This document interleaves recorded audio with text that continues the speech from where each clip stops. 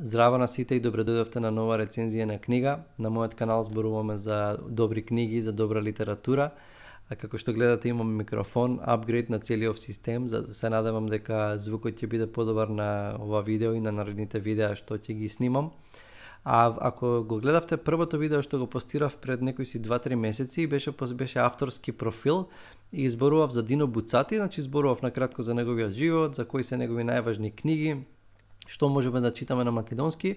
Зборував за неговите романи, за кратките раскази и меѓу другото спомнав дека има Дино Буцати издадено една позната книга за деца со наслов Големата инвазија на мечките на Сицилија. И кога ја видов на интернет на насловната, кога ги видов илустрациите и самиот наслов, не знам зошто ми направија некако убав филинг и љубопитноста во мене ја разбудија дека баш ми се чита таа книга. И спомнав во видеото дека би било многу убаво кога некој од македонските издавачи би ја превел, би ја издал и би ја читале со задоволство.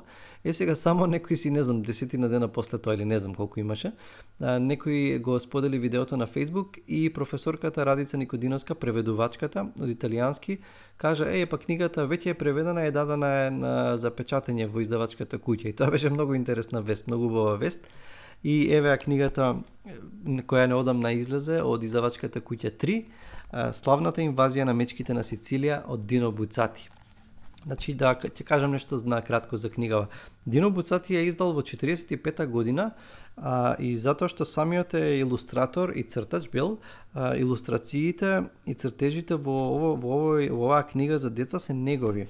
Че гледате има убави илустрации, со тоа што Downside во ово издание, кој е убаво целосно издание, гледав дека во некои други изданија на интернет гледав дека има на цела страна со full color илустрации, така палце полуксузни изданија. Меѓутоа и ова е фино издание и убаво се гледаат илустрациите и го доловуваат што треба да го доловат. Значи книгата не функционира како некаков роман за деца. Значи не е голема, има некои си 110 страни, со тоа што сметајте дека имам доста илустрации и така натаму. Така што, како што пишува на крајот, функционира меѓу роман за деца, приказан за деца, елементи на басна можеби.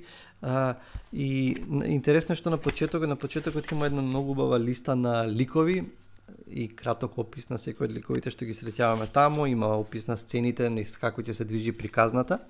И значи ги гледаме мечките кои што живеат на високите планини на Сицилија. Таму е кралот Леонцио, кралот на мечките. Еден ден се шета низ планините со неговото синче Тонио. При невнимание неговото синче е киднапирано и однесено долу во долините, таму каде што живеат луѓето, владеени од надвојводата. После некое време мечките поради голем студ, очаени се, немаат храна, решаваат да тргнат надолу во долините, во рамните места и да се обидат да најдат храна. И тие ќе се одлучат, ќе тргнат и ќе видите во неколку поглавја поред, кратки поглавја, ќе видите низ што се треба да поминат мечките за да стигнат долу таму каде што живеат луѓето. И убавото е што во секое поглавје има убави стихови кои што се многу убаво преведени од Виолета Танчева Златева од италијански. Многу убаво функционираат со приказната. Ќе видите, значи мечките ќе тргнат надолу, одат и не е спойлер ако ви кажам дека ќе дојдат во градот на луѓето, дека ќе го освојат, ќе почнат да живеат таму. Меѓутоа ќе видите со што се ќе треба да се соочат и таму. Значи ова е меѓу луѓето и меѓу мечките има еден интересен лик, човек, волшебник, научник некој во тоа време, Де Амброзиис, кој што има волшебна моќ, има волшебно стапче и може да направи има можност за неколку чуда, за неколку магии. Интересни се лековите на мечките и на луѓето, особено на мечките се во центарот. Мечките се искрени, мечките се на некој начин кога тргнуваат надолу се неизвалкани, си живеат во својата природа, во дивината горе на планините.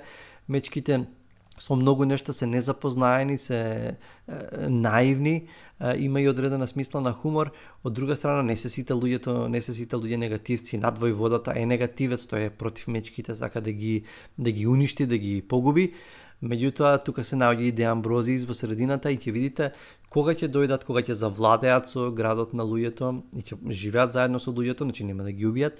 Ќе видите што ќе се случи со мечките и како тие ќе изреагираат. Сепак не е лесна, не е некаква си лесна приказка за деца, затоа што има одредени елементи кои што се потешки, посериозни, кои што Буцати ги комуницира. Значи, зборува за човечката состојба, нели, или за состојбата на мечките пред да се симнат од планината. Значи, ја истакнува алчноста за моќ, за власт, а самата алчност, негативната страна на алчноста, од друга страна го истакнува пријателството, нели, пофално го гледа пријателството, солидарноста и има дефинитивно, значи, приказната ти има одредени неколку поуки кои што ќе може да ги извлечеме на крајот, и тоа е целта на Буцати. Значи, препорачувам да, не знам, може би барем од 9 годишна, 10 годишна возраст деца да ја читаат книгата. Ние читавме заедно со моите деца, уживавме во приказната. Имаше неколку пресврти кои што не очекувавме дека ќе се случат. Значи, кратка е, ова се чита и во 1-2 седнувања, не е дека е голема книгата. Меѓутоа, интересното е што е необична книга, не е обична детска книга.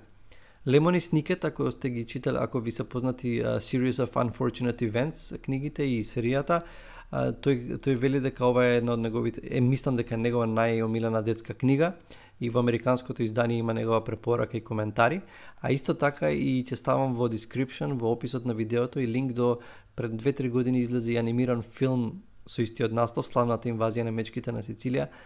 Планирам да го гледам, се уште не сум го гледал, меѓутоа сигурно е убаво анимиран. Така што тоа е за Дино Буцати и Славната инвазија на мечките на Сицилија. Многу интересна книга, необична. Ви ја препорачувам. Ако сте ја прочитале, кога ќе ја прочитате, искоментирајте, споделете, кажете како беше вашето искуство.